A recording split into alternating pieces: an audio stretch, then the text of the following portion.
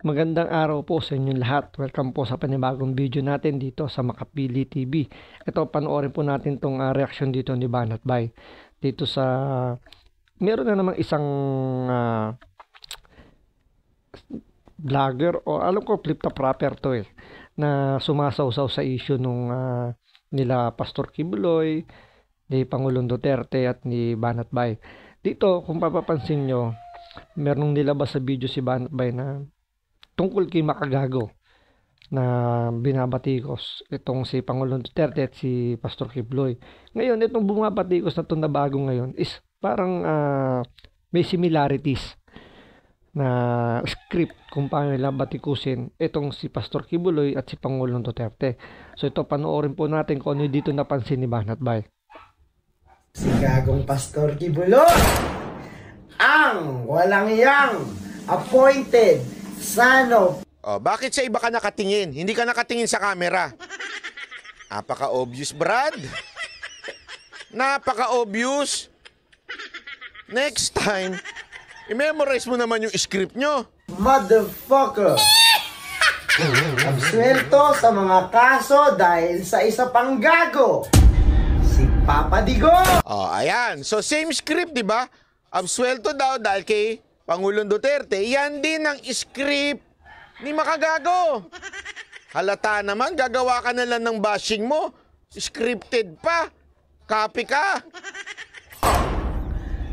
Dahil naging presidente siya noon, yun ang naging dahilan kung ba't nakatakas tong gagong pastor na to sa mga kaso niya. Nakatakas daw dahil sa presidente. Ay, ang tanga talaga. Ipapakita ko sa inyo kung gaano katanga ito, ha? Yung naabsueltong sinasabi niya, yung mga kaso niya before, hindi ho presidente si PRRD nun. Matagal na po yun. Ay, nako. Gagawa ka na lang script, mali-mali pa. Sa mga nakapanood yung video ni Banat Bay, kung paano niya ginawang makabobo si Makagago, is same po yung ano rito, yung script nito ni hindi ko muna papangalan na medyo hindi ako sigurado, pero alam ko flip top rapper to sinusuka na to sa flip top community. So tuloy natin. So yung script nito is same doon sa nilabas na script ni Makagago. So kung mapapanood nyo doon, talagang may similarities na pwedeng tama yung sinasabi ni Banat Bay na talagang ito ay mga binabayarang mga para bumatikos, para lang mag-ingay sa social media. Di pa po presidente si Pangulong Duterte noon nung naabsuelto siya sa kaso. At sino naman isang tulongges na to? Ayan na naman, yung salitang tulongges, na same din ang ginamit ni Makagago.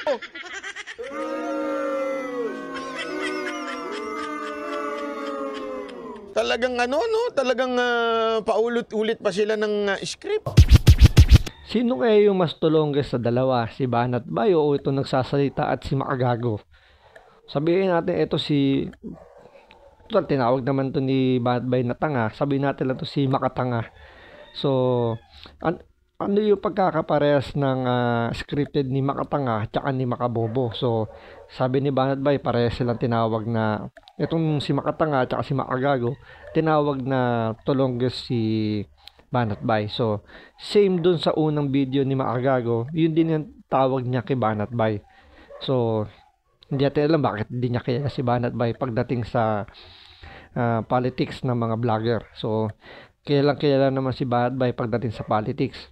Dahil ilang beses niya na interview si Pangulong Duterte. So, wala na siguro hindi nakakilala rito kay Banat Bay. Ito yung taga-balita ng mga kunwaring magagandang ginagawa ng dalawang to. Ano, Pilipinas? Magpapaloko kayo sa mga yan? Ayan ha. Ibalik lang natin. Ito naman, sabi niya, magpapaloko daw ba tayo dun sa dalawang yan? Kaya balik ang tanong dyan, ikaw magpapaloko ka ba ngayon sa administrasyong ito? Ikaw na sumagot, ano yung magandang mga nagawa o ano yung mga nararamdaman ngayon ng ating bansa sa pamumuno ngayon ni Bongbong Marcos? Sige, ikaw sumagot, Makatanga. Yung sinabi ni Makagago, tingnan nyo kung gaano kapareho. Kamusta ang lahat mga boss? Pinapakilala ko po sa inyo ang tatlong demonyo sa ating bansa ngayon, no? Si Pastor, si X, at saka hombre ko, ayan po yung tatlong nagpapahirap lalo sa sitwasyon natin. Kasi dinidivide po nila ang mga utak ng mga Pilipino. They are actually encouraging people na maging against sa gobyerno. Eto mga boss ha, uulitin ko. Ayan Ito na. si Pastor, yan po ay napakadami ng kaso, lalo Ayan. na sa Amerika, okay? Nasalba siya, pasalamat sa administrasyon nitong. Ayan. So pareho lang din. Nasalba siya, Nino, ng administrasyon ni Pangulong Duterte. Ibig sabihin, presidente na si Pangulong Duterte noon. Same logic, same kabobohan. Pareho lang sila ng kabobohan. Parehong-pareho ng script. Dito mo makikita talaga na halatang merong nagbabayad di umano sa ganitong klasing kwento. Kasi kung napansin ninyo, parehas sila ng script. Di ba, ni Makagago at ni Makatanga, na sinasabi na si Pastor Kibuloy sinalba daw ni Pangulong Duterte. Tandaan nyo po sa Amerika po kinasuhan si Kibuloy. Si Pangulong Duterte minumura at galit sa kanya ang Amerika dahil nga minura niya si Obama. So paano mabibigyan ng pabor ng Amerika itong si Pangulong Duterte? Galit nga yung mga Amerikano rito kay Pangulong Duterte. So doon pala makikita nyo na yung maling kwento na ginawa nito ni Makagago at ni Makatanga. So paano isasalba ni Pangulong Duterte itong si Kibuloy? Itong klaseng script. Tuloy. Ex-president na ito. Which itong ex-president na to ay pinagtatanggol Nino! ng napakalala with all his might, with all his life nitong vlogger na yan. Now, mga boss, di ba? So, yun.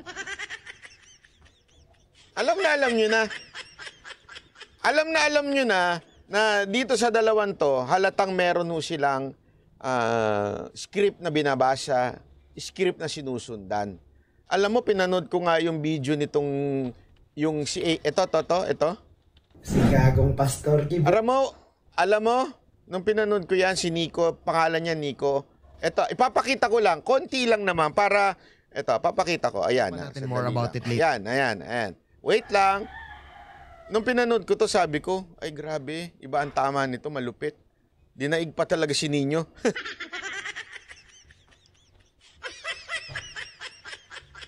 Ito ha. Para lang makita ninyo kung ito bang tao na ito ay tipo ng taong mamahalin ng kanyang bansa. Oo. Batman. Diba parang, nung nakita ko na, eto na yun, Ancorito, ako na to. Tapos parang, habang tumatagal, ginamit ko ang Ancorito, parang wala pang isang taon na nagsusulat, nagpe-perform ako spoken word. Ancorito. Oo, You wala were nang beat performing as... Wait Gusto ko mag-rap. Okay. So sabi ko, hindi si Ancorito ang rap. Hindi siya yun, sabi ko. Kailangan ko ng, balik akong gubat. Okay. Bumalik siya ng gubat. Bumalik daw siya ng gubat. Okay? Tuloy. Kaya ako ulit. Son, malala yun ang kabote ko nun. Ang kabuti.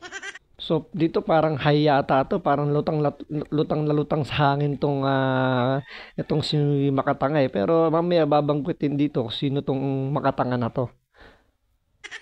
Sa mga hindi mo nakakaalam, alam niyo ibig sabihin ng kabuti. Mushroom. Kasi meron nung sa ibang bansa na medyo may tama ho yung mushroom. Nakita ko na kumakalas yung tornilyo ko, tol. Again, guys, yung kinig... Kumakalas daw yung tornilyo niya. Buti nga nag-butt-in na to eh. Buti medyo kinurik niya na ng konti eh. Itong nag-i-interview sa kanya. Kwento dito ni Akata ay pinagdaanan niya at hindi namin... So yun daw si Akata. So base sa aking pagkakaalam, Itong si Akata, isa sa mga flip-top rapper na isinusuka na to ng flip-top community dahil nga sa mga wala na sa hulog yung kanyang mga pinaglalaban, ang kanyang mga diskarte. So marami nito away sa flip-top community. So hindi ko sigurado pero alam ko, pagkakaintindi ko, marami ng galit dito sa flip-top rapper na to. So dito makikita nyo na lutang tong parang high to, lumulutang sa ere tong si Akata. Kaya nga sabi nga ni Banat Bay, buti lang binat-in na siya nitong nag-i-interview kasi nga yung sinasabi niya medyo hindi na siya appropriate para sa mga nanonood, kasi parang ini-encourage niya yung mga viewers nitong mga nanonood sa kanila, mga followers nila, na parang mag-take din nitong mushroom na sinasabi niya na pampalutang, 'di ba? Sinasabing tama at hindi namin sinasabing gawin yung gagawin ng labag sa inyong kalooban. Wag.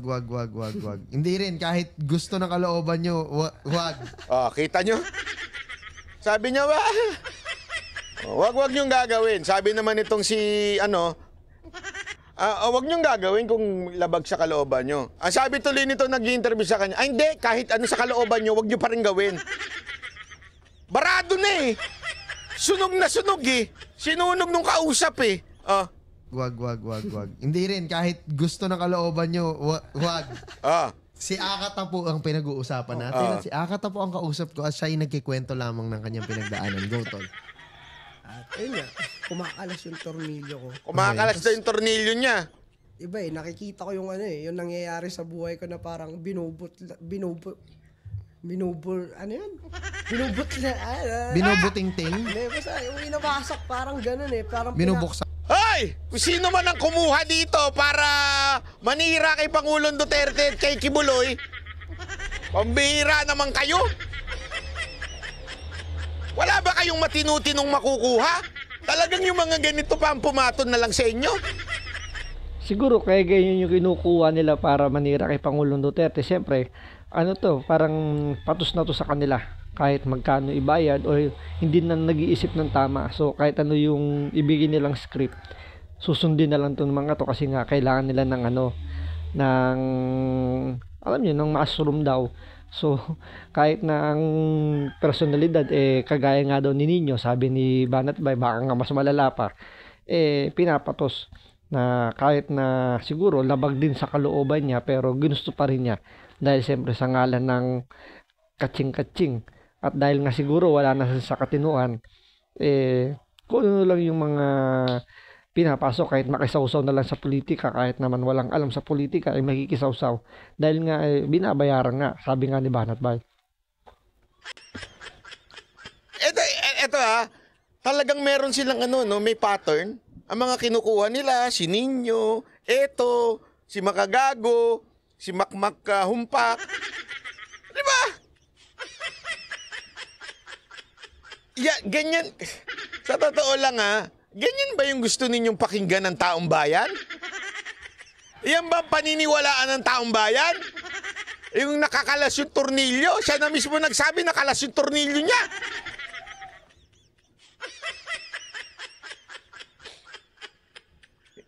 Grabe, alam mo, kakaiba to. Nung pinanood ko yung video niya, parang feeling ko kumalas yung tornilyo ko.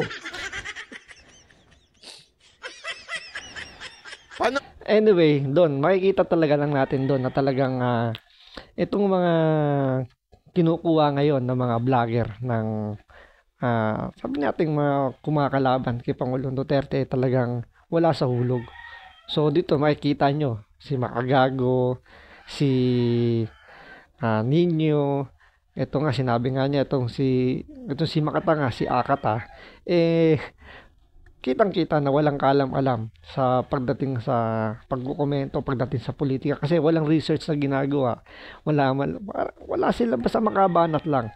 So hindi natin maintindihan yung mga followers nila na bakit sila naniniwala rin sa mga to na hindi muna nag-research, di ba? Dapat kilalanin nyo muna maigi kung sino yung pinapanood nyo, kung may katotohanan ba yung mga sinasabi, bago sila magkomento.